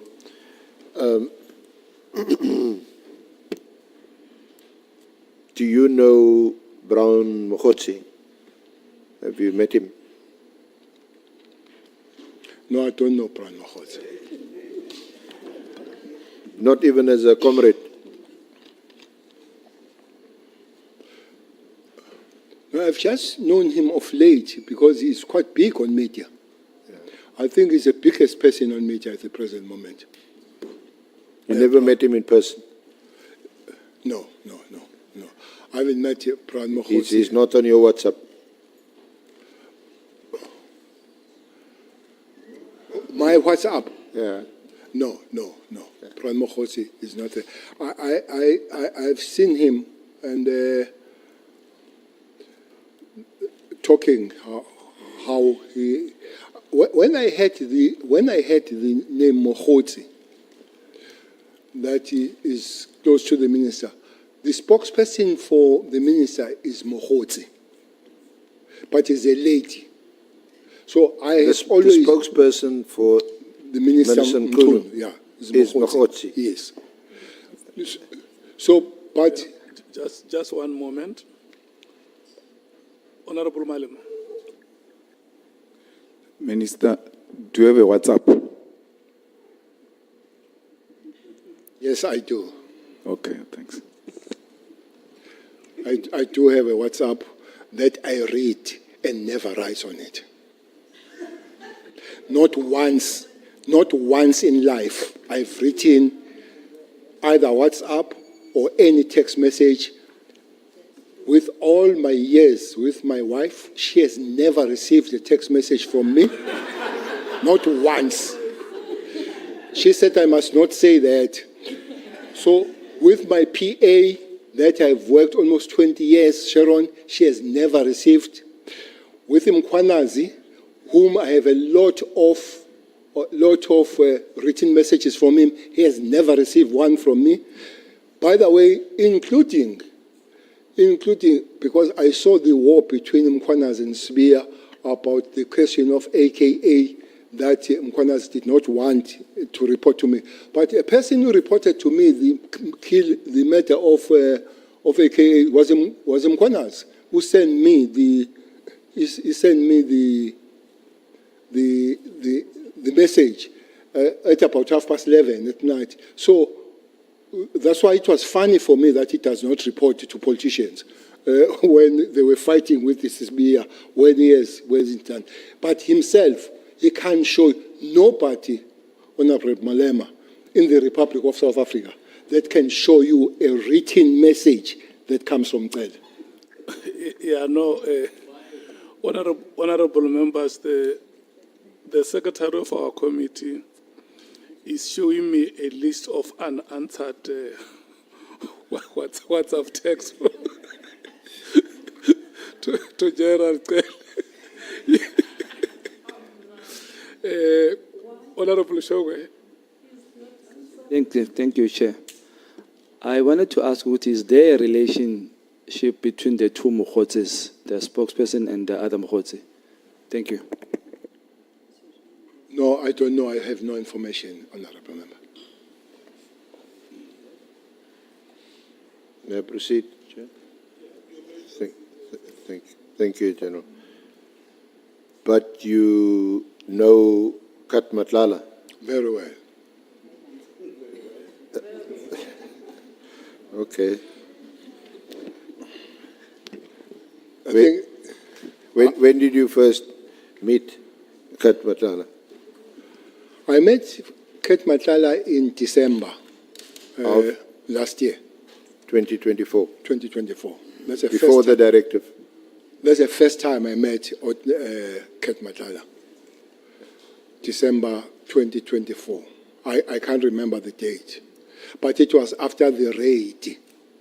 The raid on the 8th or the 6th, the 6th of Yeah. December. Because that's one thing that brought him to me. So You- what is there a connection between the raid on 6th December where we know There are, that PKTT... there are issues that he raised to me about the raid. So can you tell us, well, first tell us how it is that you came to meet him. You, Did you know him before that? no, I didn't know him before that, and I don't know how it happened because the people of his stature, I would know about them, especially from what the township? From MAMS, from Mamelodi. I have had a lot of community engagement in Mamelodi, and they will raise the issues about the people that give them trouble. One person that was very prominent was Keke. There's a guy called Keke in Mamelodi. I think he's doing 20 years now. It's been said. So we went there, we had Imbizo. 27 people spoke at Imbizo. Not a single one spoke of Keke. The 27th person spoke about Keke and was given a standing ovation. And this person made a statement that I'm ready to die after speaking with Keke. So you would know that there are people like Keke and things. But nobody ever raised an issue about Matala. Nobody. Then Bongani Mpungos, who is a son of Sputla Mpungos, who is a son of Sputla Mpungos, who comes from Nongoma or Matubatuba, where he comes from, and a very notorious taxi person. Because of my involvement as the MEC for Transport and Police, when there are problems of taxi industry, then I will meet these people. So I knew Sputla through that, the father of Bongani. So Bongani then brings Matlala to me. So I think a week or 2 weeks I've read earlier to say there is this Tembisa person who has received this 360, is it 360 or 260 amount of contract from the South African police. They came and I met them in Beverly Hills in Durban. So I met there. I think I delayed two days because Bongani, who's known as Mabonga, did not tell me that he's bringing somebody else. So as I came there, because there was a photo of Kate, I said to him, "You look like Kate." He said, "I'm one." I said to him, "Nkosiam, what's the story with you and me and all that?" So he said, "No, he has asked Mabonga to come to me because there are 2 issues he wants to raise with me." Where were you meeting? Beverly Hills Hotel in Durban. The Beverly Hills Hotel. Yes, sir. Do you know Beverly Hills? It's a fancy hotel.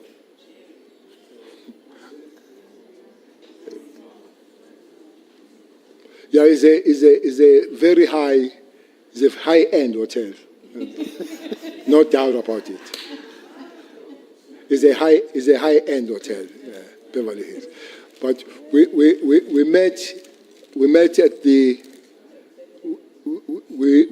the dining hall there, and then he raised 2 issues. He said Mabonga must bring him to me because he realizes that he's being abused or he's being used for the political games that he do not understand. Firstly, he said he has met Minister Mkhunu, him and Brown Mahose, 3 of them. And they spoke about him because he's got money through the tender, him to fund his project of becoming either a president or deputy president. He didn't know.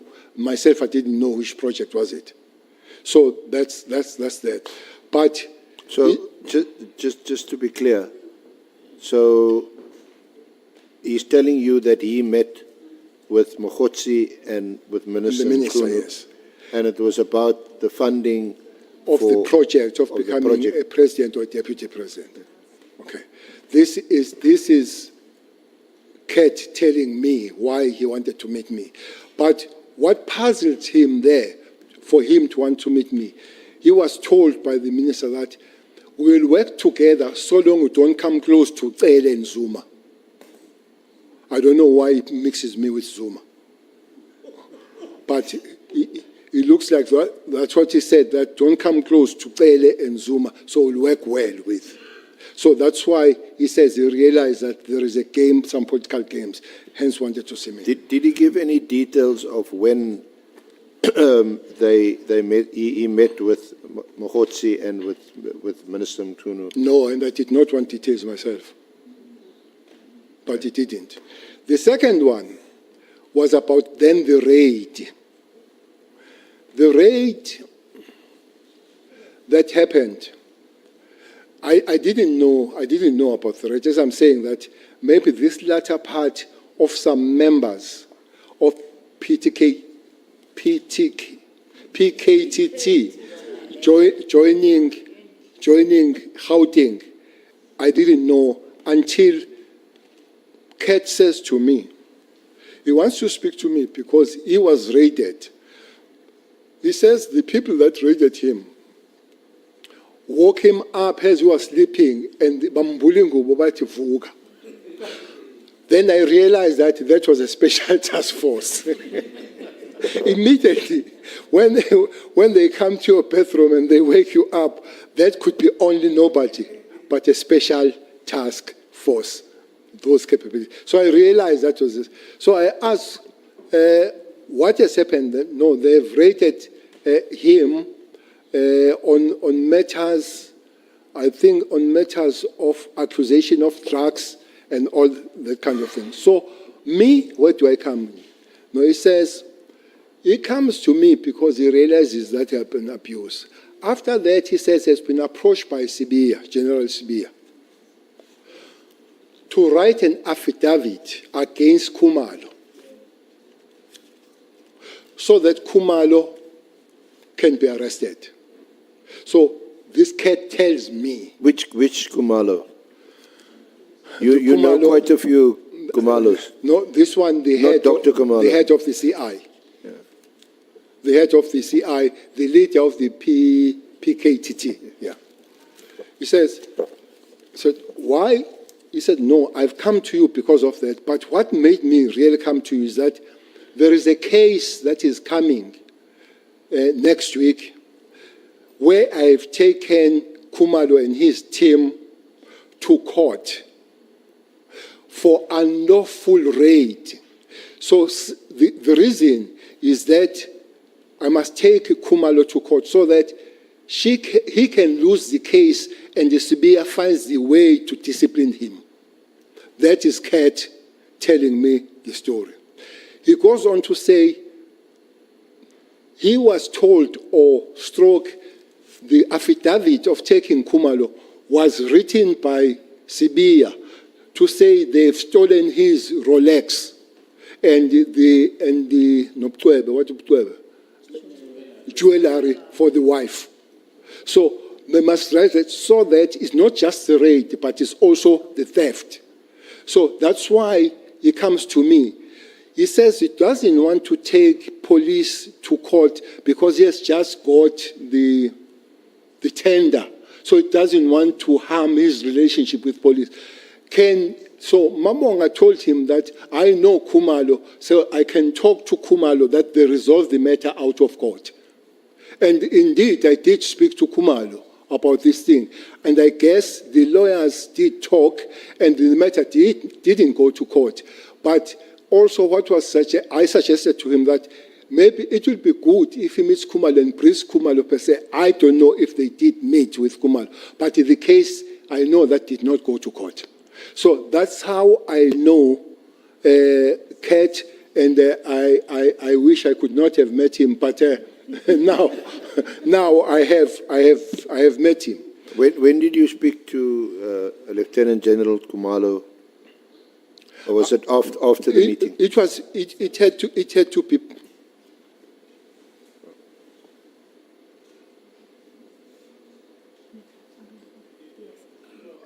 I'm looking at the time. We need to break immediately. But I will request the Honorable Sokanyile to place a question. Thank you very much, Chairperson.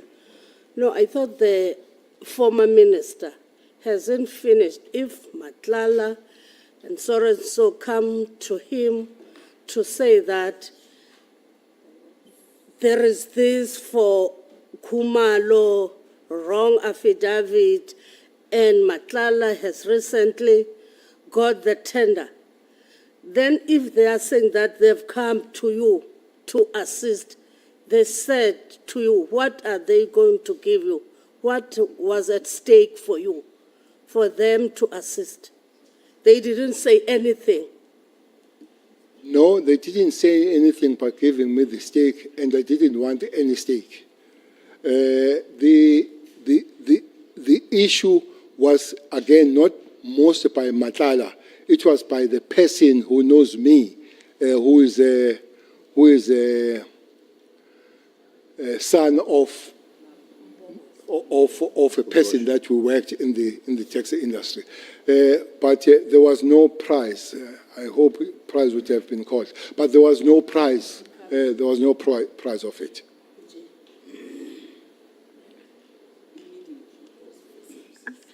Honorable Malema. So, General, we understand you to be saying a son of a person you have known convened a meeting and did not warn you that he's coming with someone else.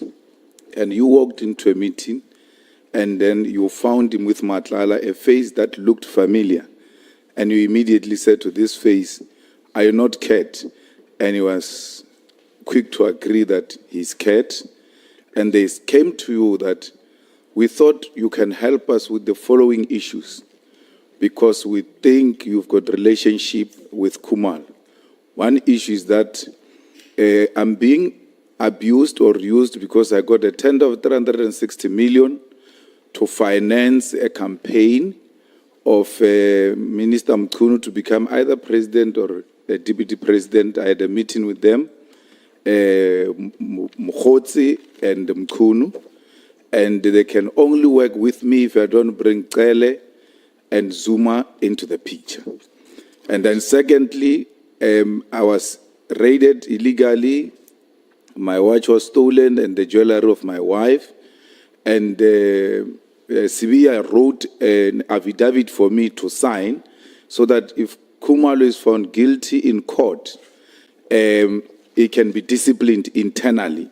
And then that's the way they'll find the quickest way to get rid of Kumalo into the police. And then he realizes then that I'm being used to fight internal police battles. Yes. And as they articulate that, nothing has been offered in exchange for you to intervene or help them. They don't say, as a result of this intervention you're going to make, you'll get this or that. They just came to you as a well-known politician, an elder to this Mpongo's son, and they thought perhaps they can get counseling, advice, and some intervention from you. Am I correct? I believe so. Thank you. Yeah. With the one, the affidavit, you say Sibia gave to Kat to sign. I don't know whether was giving words to Kat, but the affidavit was influenced by Sibia when it was developed. It could have been written by Kat, but being instructed. Even that affidavit, I'm told, it was not even because this was happening in Waterkloof. But I'm told that the affidavit was signed somewhere in Soweto. They said there was somebody that would be easy, station commander, to sign and agree with that affidavit.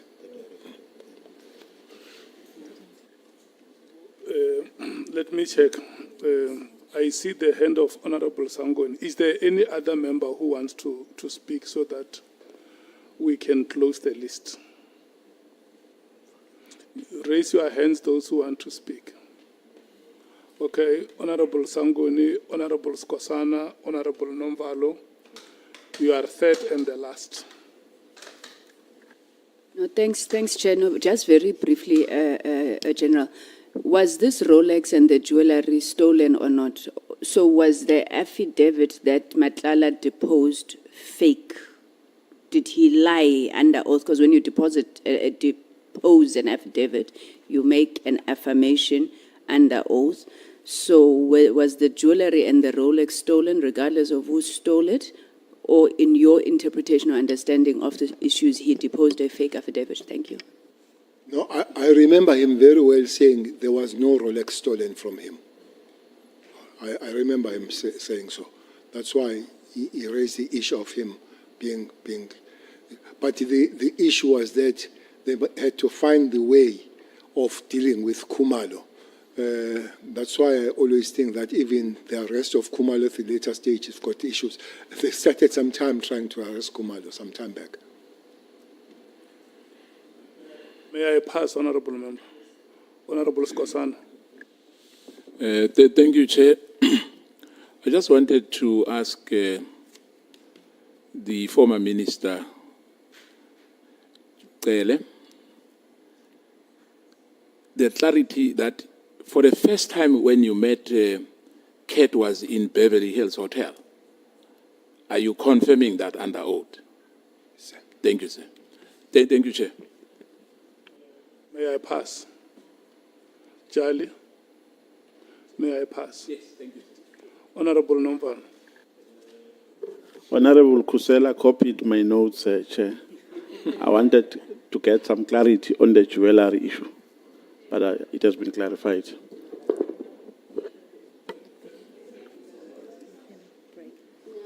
Honorable members, I had said that we were going to break immediately, but I can see that you are gradually coming to accept that immediately is not immediately. Yeah. Senior SC, may I check if you wanted to conclude your questions before we break? The honorable members are agreeing that immediately is no longer immediate. It's a convenient time, Honourable Chair, to take the lunch adjournment. So you are restoring immediately? Yes. Thank you so much, honorable members. We will come back at 14 hours. Chair, may I make a comment? It looks like the immediate doesn't work for the witness. No, when we come back, I'm going to give you time. The witness was not asked. It just conforms. Okay.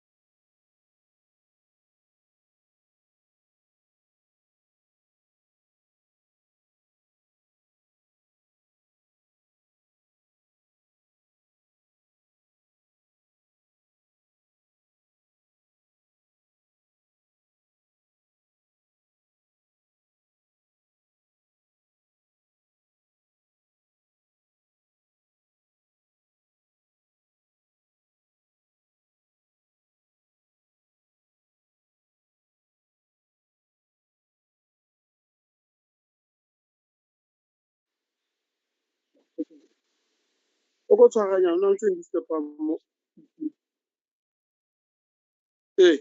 Wa nkutlwa?